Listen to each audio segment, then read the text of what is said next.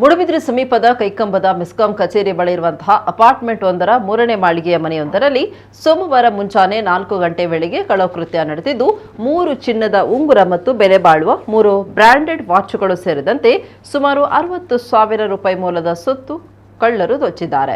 ಮನೆ ಮಂದಿ ಅಜ್ಜಿ ಮನೆಗೆ ತೆರಳಿದ ವೇಳೆ ಈ ಘಟನೆ ನಡೆದಿದೆ. ಮನೆ ಮಂದಿ ಬೆಳಗ್ಗೆ ವಾಪಸ್ ಆದಾಗ ಮನೆಯ ಬಾಗಿಲು ತೆರೆದಿರುವುದು ಕಂಡುಬಂತು. ಒಳಗೆ ಹೋಗಿ ಪರಿಶೀಲಿಸಿದಾಗ ಕಳ್ಳವು ಪ್ರಕರಣ ಬೆಳಕಿಗೆ ಬಂದಿದೆ. ಕಳ್ಳರು ಅಪಾರ್ಟ್ಮೆಂಟಿನ ಒಳಗೆ ಬರ್ತಾ ಇರುವ ದೃಶ್ಯಗಳು ಸಿಸಿ ಕ್ಯಾಮೆರಾ ಫುಟೇಜ್ನಲ್ಲಿ ಸೆರೆಯಾಗಿದೆ. ಪ್ರಕರಣದ ಬಗ್ಗೆ ಮೂಡುಬಿದ್ರೆ ಪೊಲೀಸ್ ಠಾಣೆಯಲ್ಲಿ ಪ್ರಕರಣ ದಾಖಲಾಗಿದೆ. ಮೂಡುಬಿದ್ರೆಯಲ್ಲಿ ಇತ್ತೀಚಿನ ದಿನಗಳಲ್ಲಿ ಕಳ್ಳತನ ಪ್ರಕರಣಗಳು ಹೆಚ್ಚುತ್ತಾ ಇದ್ದು ಜನರು ತಮ್ಮ ಮನೆಗಳಿಗೆ ಸೂಕ್ತ ಭದ್ರತಾ ವ್ಯವಸ್ಥೆ ಮಾಡಿಕೊಳ್ಳಬೇಕು ಅಂತ ಪೊಲೀಸರು ಮನವಿ ಮಾಡಿದ್ದಾರೆ.